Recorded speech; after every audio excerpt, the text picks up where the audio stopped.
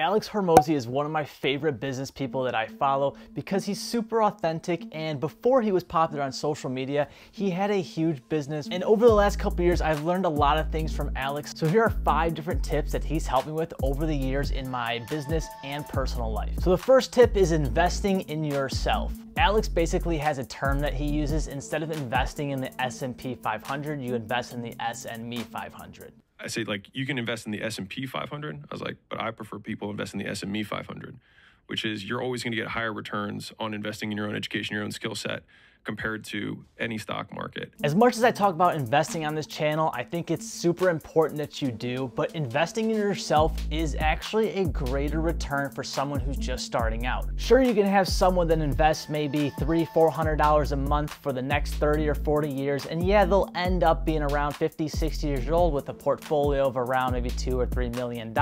However, if you took some extra money every month and you invested into learning higher income generating skills, you would yield much greater returns. The typical person probably makes around $45,000 to $65,000 a year. Just investing in your education or certain training, you can easily double, triple, or quadruple that income within a few months by just learning some better skills and looking for a different job. You can easily get 200, 300, 400% returns on that salary, whereas trying to get returns like that in the stock market are nearly impossible. I've used this concept to learn different skills to help me generate more income, which has yield much greater returns than slowly investing over time. I do still think everyone should invest into the financial markets or real estate or things like that. However, if you are on the lower income bracket, you definitely should work on getting some skills to help get you closer to that 6-figure a year income, and watch how drastically that changes your overall net worth. Tip number 2 that I learned from Alex. Extraordinary accomplishments come from doing ordinary things for extraordinary periods of time.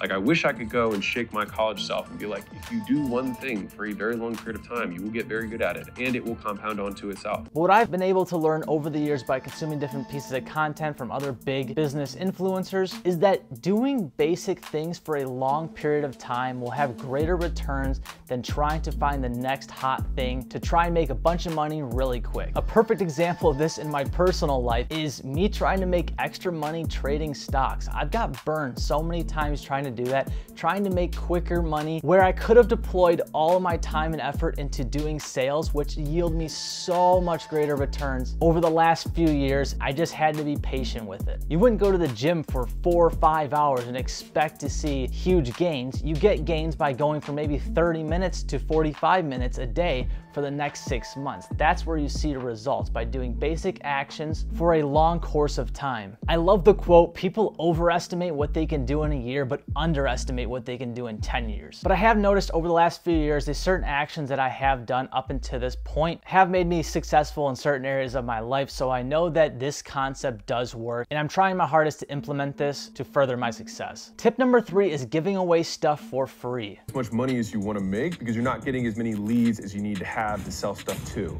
And you're probably not getting as many leads as you need because you're not giving away enough free stuff. Now, I've heard a lot of big business people talk about this, and Gary Vaynerchuk was actually one of the people that I had learned this from. This is a great way to build a network, build something long term. So giving away things for free, whether it's part of your services, products, or maybe content, general advice, all these are great ways to build a real business, a large network of people, and something that's very sustainable. However, this is something that you won't see results from right up front. I've kind of developed that credibility of the guy being in the personal finance and business space, but that wasn't something that happened right away. That was something that took years to build up to where people now come up to me and like, hey, Neil does real estate, or Neil invests in stocks. And you develop this credibility by giving away things for free. I never ask anything of anyone. I just give free advice. Anything that I've learned over the years, the mistakes that I've made, I try and share that with people so that they don't make the same mistakes, or they can learn to get to the position that I'm at or greater in a quicker period of time. This is another one of those concepts that can be hard to grasp because you are giving out your information or product or service for free. This helps you generate more leads and build a larger network of influence. You could start a fresh business, run a ton of ads, and kind of have a crappy product, but that's only gonna last for so long. Eventually it'll all come tumbling down. So providing value to people, offering free information, testing out products and services is a good way to build that foundation foundation to help support the business, so if bad media or publicity comes your way, everything doesn't come crashing down because you do provide value to the marketplace. Step number 4 is a super interesting one, and this is Alex's value equation for a product or a service. The 4 variables are as follows. Number 1 is your dream outcome. Number 2 is the perceived likelihood of achievement. Number 3 is the time.